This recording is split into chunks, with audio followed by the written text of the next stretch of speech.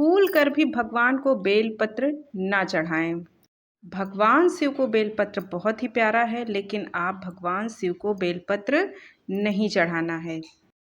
क्यों नहीं चढ़ाना है, इसका कारण भी जान लीजिए और क्या करना है क्या नहीं, सारी बातें जान लेते हैं। तो जय Siya Ram, welcome back to my channel. Sawan के अंतिम सोमवार या कभी भी सोमवार, कभी भी किसी दिन भगवान भोलेनाथ की पूजा में बेलपत्र हर भक्त सभी हमेशा चढ़ाते हैं। लेकिन अब से आप बेलपत्र भगवान भोलेनाथ को ना चढ़ाएं। क्यों? क्योंकि बेलपत्र का नाम लेते ही हमारे दिमाग में पहला ख्याल भोलेनाथ को चढ़ाने वाली बेलपत्र ही आता है, क्योंकि भोलेनाथ को बेलपत्र बहुत ही प्यारा है। तो बेलपत्र का इस्तेमाल आमतौर पर पूजा पाठ में किया जाता है, लेकिन क्या आप ये जानते हैं कि बेलपत्र का सेवन सेहत के लिए भी फायदेमंद साबित हो सकता है?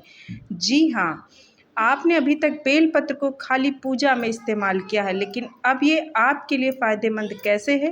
क्योंकि भगवान ने वही सारी चीज़ें आपको उसी अनुसार बनाई है जो आपके लिए भी फ़ायदेमंद है। शायद आपने पहले कभी नहीं सुना हो कि बेलपत्र पोषक तत्वों से भरपूर हो जाता है। आपने देखा होगा मंदिरों में हमेशा या त्योहारों पर भगवान भोलेनाथ के यहाँ बेलपत्र भरमार सभी भक्ति खूब चढ़ाते हैं, और वो बेलपत्र क्या होते हैं, उनको हटा दिया जाता है और ऐसे ही फेंक दिया जाता है। लेकिन इस बेलपत्र में विटामिन ए, सी, बी और B6 भरपूर मात्रा में पाया जाता है। हमारे आयुर्वेद में बेलपत्र के बहुत ही सारे फायदे बताए गए हैं, जो कि आप फ्री में ले सकते हैं और आपकी 1000 बीमारियां इस एक बेलपत्र से समाप्त हो सकती हैं। तो अब से आप भोलेनाथ को ना कि सिर्फ बेलपत्र चढ़ाएं, बल्कि इस बेलपत्र को खाएं भी। कई बार आपने अपने धार्मिक शास्त्रों में ये भी सुना होगा, बेलपत्र के कई सारे उपाय भी किए जाते हैं, उसमें ये खाने वाला उपाय भी किया जाता है। भगवान ने जो सारी चीज़ें बनाई है वो कहीं ना कहीं सब इंसानों के लिए फ़ायदेमंद ही साबित हैं।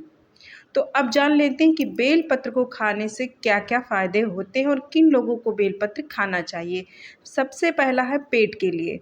तो रोज़ सुबह बेलपत्र का सेवन करने से गैस, एसिडिटी और अपच से छुटकारा मिल सकता है। बेलपत्र में अच्छी मात्रा में फाइबर पाया जाता है, जो कि पाचन को बेहतर रखने में मददगार होता है। आपने सुना होगा पेट के लिए फाइबर बहुत ही अच्छा होता है। अगर आपको पाचन संबंधी समस्याएं हैं तो आप बेलपत्र का सेवन कर सकते हैं। सेवन कैसे करना है, आप ऐसे भी खा सकते हैं। आप जो चढ़ाते हैं, आप जानते हैं बेलपत्र को खराब नहीं माना जाता, उसे कई बार आप यूज भी कर सकते हैं पूजा पाठ में। तो आप मंदिर से आपने पूजा पाठ की और भगवान से प्रार्थना कर वो बेलपत्र ले आएं और खुद वहाँ कर चबाकर खा जाएं। दूसरा है दिल के लिए। तो दिल के मरीजों को अपनी सेहत का खास ख्याल रखने की सलाह दी जाती है। ऐसे में बेलपत्र में एंटीऑक्सीडेंट के गुण पाए जाते हैं, जो कि हार्ट को बीमारियों से बचा सकते हैं। तो बेलपत्र आपके दिल को भी मजबूत बनाने में बहुत मददगार है। तो देखिए है ना बेलपत्र के कितने फ़ायदे हैं। अभी तक आप इसे सिर्फ पूजा पाठ में इस्तेमाल कर सकते थे, अब आप से बेलपत्र खाना भी प्रारंभ कर दीजिए। पहले आप पूजा पाठ कर लीजिए, उसके बाद उसी को प्रसाद रूप में ग्रहण कर लीजिए। तीसरा है डायबिटीज़ के लिए। बेलपत्र में मौजूद फाइबर और अन्य पोषक तत्व डायबिटीज रोगों के लिए बहुत ही फायदेमंद साबित हो सकते हैं। इसमें बेलपत्र में इतनी मात्रा में अच्छी चीज़ें पाई जाती हैं जो आपके शरीर के लिए बहुत ही फायदेमंद होती हैं। चौथा है इम्यूनिटी के लिए। इम्यूनिटी को मजबूत बनाने और बीमारियों से जो कि है लड़ने के लिए हमारे शरीर में जो भी प्रतिरोधक क्षमता बनती है उसको बढ़ाने में भी ये बेलपत्र बहुत ही फ़ायदा करता है, क्योंकि हमारी इम्यूनिटी को बहुत ही मजबूत बनाता है। और जब आपकी इम्यूनिटी मजबूत और स्ट्रांग होती है तो आप जल्दी बीमार नहीं पड़ते हैं, और पड़ जाते हैं तो आप रोगों से लड़ने की आपकी क्षमता बढ़ जाती है। और कैसे करना है, अब चलिए बेलपत्र का सेवन आप जान लेते हैं। तो बेलपत्र को आप कई तरीके से डाइट में शामिल कर सकते हैं। आप इसे धोकर ऐसे ही चबाकर खा सकते हैं। आप इसको पीसकर इसकी लुगदी या चटनी जैसे बनाकर भी खा सकते हैं। इसके अलावा आप इसकी चाय या काढ़ा बनाकर पी सकते हैं, यानी उबाल कर पानी में उसको पी सकते हैं। बेलपत्र को शहद के साथ मिलाकर भी खा सकते हैं। आप चाहे तो किसी एक्सपर्ट से सलाह लेकर भी इसका उपयोग अवश्य करें।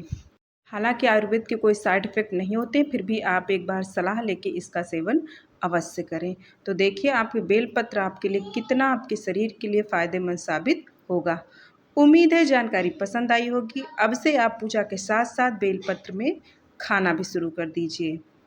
भगवान भोलेनाथ के साथ साथ अपने लिए भी आप इस बेलपत्र का यूज करें। अगर आपको वीडियो पसंद आई होगी तो लाइक सब्सक्राइब कीजिएगा। मिलते हैं नेक्स्ट वीडियो में, तब तक के लिए जय श्री राम।